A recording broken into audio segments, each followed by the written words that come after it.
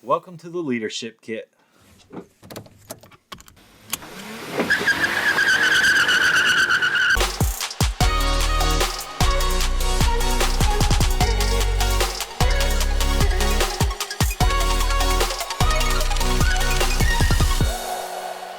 What's up, everybody on YouTube, all of our friends and family and people we don't know yet. We appreciate you coming and checking us out this Monday. We want to get to know you. We do want to get to know you. So if we say anything ridiculous in this video, make sure to point it out in the comments below, which we're bound to. Like that. Like this. Just a few days ago, we attended the massive Momentum Tour, and we went and checked it out. It's Doug and Tia Wood. We've talked about them before. Yeah, They're we've awesome talked about people. them. They are awesome. He wrote the book, Church Boy to Millionaire. They also have an organization called Kick Fear in the Face. He's got a podcast called The Real Doug Wood. We're just getting to know these guys, and they're awesome, awesome people. The whole point of the tour is helping people find their purpose. It's kind of like a TED Talk on steroids. You get like 6 TED Talks crammed into a small amount of time, and it's really intense. And to help people find their purpose and to help them identify patterns in their thinking that maybe have hindered them or slowed them down. And it's super beneficial, powerful stuff. He calls it the Millionaire Mindset, which is a pretty awesome name, I think. Part of the night, they had an open Q&A. They let people in the audience ask questions, give comments about what's going on in their life and how this material kind of applies to them.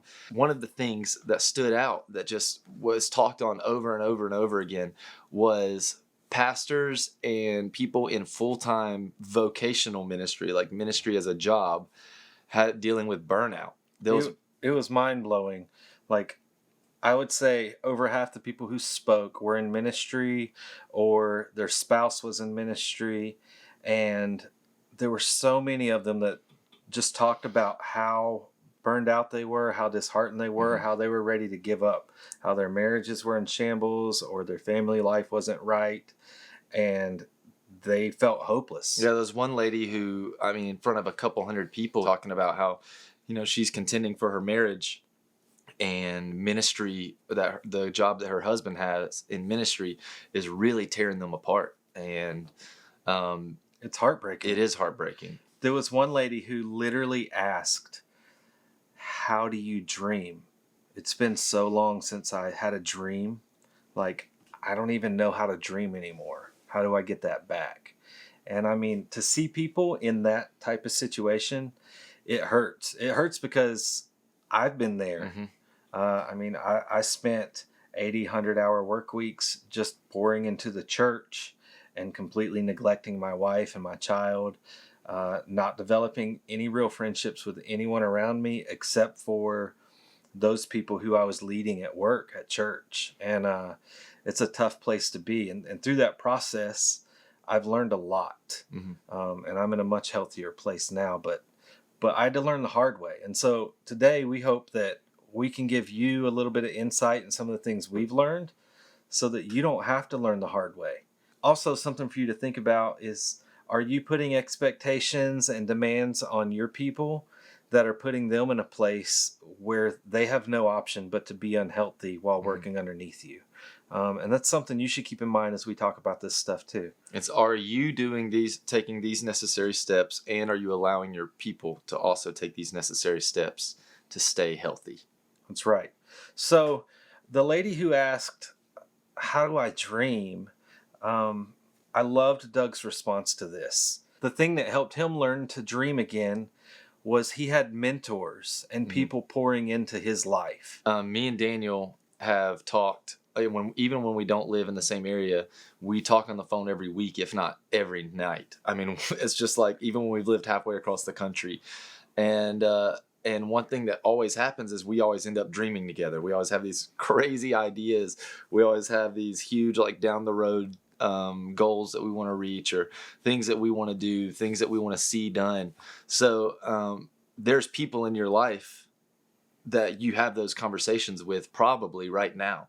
And sometimes you don't even realize it. Once you've said, like, I would love to live in a house like this, or I would love to have my job to work out this particular way. I would love to be this kind of boss. Whenever you see it in someone else, you don't even realize like that's your dream. Like that's something that you're trying to achieve. So having somebody that can point that out, that can bring out those things in you and tell you, like letting them know you're in a weak spot and you need someone to help you dream and to help you realize when you are dreaming so that you can focus on it a little more, to tell you and guide you like, hey man, that's an incredible thought. Let's run with that. Like, what would you do if, Mm-hmm. you know? Yeah, absolutely. Like when I was in a dark place in my life, I was trying to figure out what are the things that get me fired up. What are the things that I'm passionate about?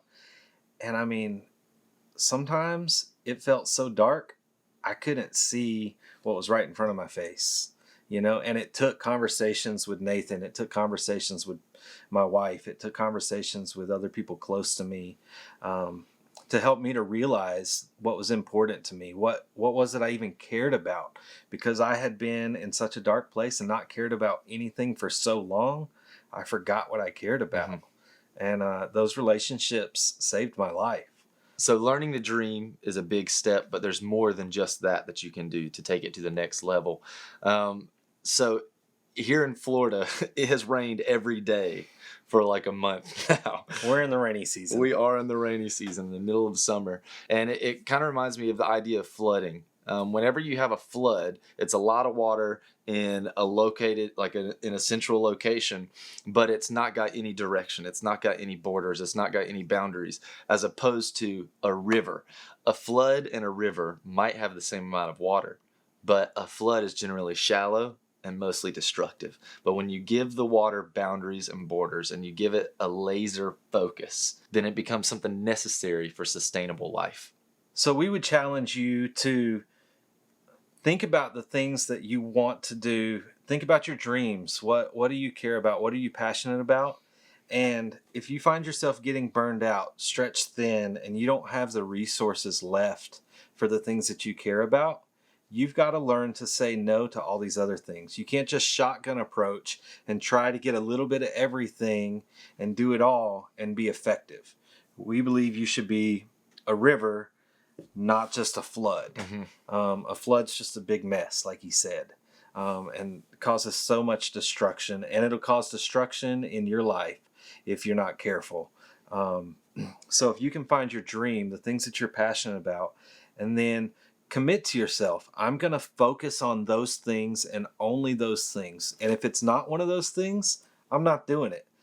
Me personally, I was challenged by a mentor a long time ago to determine what are the things I want to be great at. I want to be a great husband, a great father. I want to help set people up for success, and I want to bail people out when they're in a tight spot, as long as it's not betraying setting them up for success. And if it's not one of those four things, I don't do it. I don't care if I offended you. I don't care if I come across like a jerk. That's not me. Because if I take on something that's outside of that doesn't help me and my purpose and the things that are most important to me and who I feel God's called me to be, then it's taking me away from that. It's taking me away from God's calling when I do anything outside of those, because it's sideways energy. It's energy I could be using focused on the things that I feel like God's called me to be and do. We're giving you like a 10 to 12 minute video on how to prevent burnout and what you can do to make sure that you're staying healthy. The thing is, we've also got like a 4-hour teaching on this that still just kind of scrapes the surface. It gives you an overlook.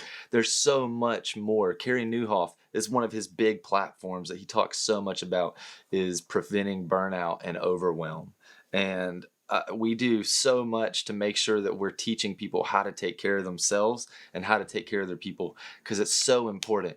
Don't just watch this video and think, I've got it all now. We want this to be the opening of you like really digging in to your own personal health. The last thing we want is to, now it's okay if you do send us this email, but the last thing we want is to get an email that says, like my husband and I are about to split up because we've been in ministry so long and we're burned out and our priorities are completely jacked up and we have no life together anymore. Or, my family is falling apart, or I'm depressed and I'm suicidal, or to hear, I'd rather just give up on God altogether than keep doing this thing. So like, that's the absolute last thing we want. We want you now, before it gets terrible, or now that it is bad and you really need a breakthrough for you to really dig in to getting yourself healthy. Let this start the conversations. Let this start the process of you exploring and searching your own heart and reaching out to people who care about you to figure out what your next steps are, to find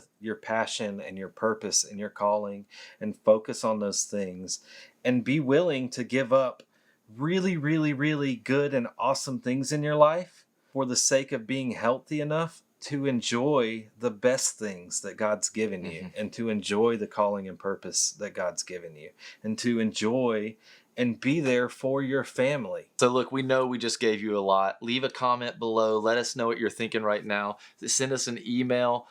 Just reach out to us. We'd love to know exactly what's going on, what you think about this talk specifically. We know there's so many stories. So send us a message or an email or something. We'd love to hear from you, and come back next week to hear some more great content from the Leadership Kit. Thanks for liking, commenting, and subscribing.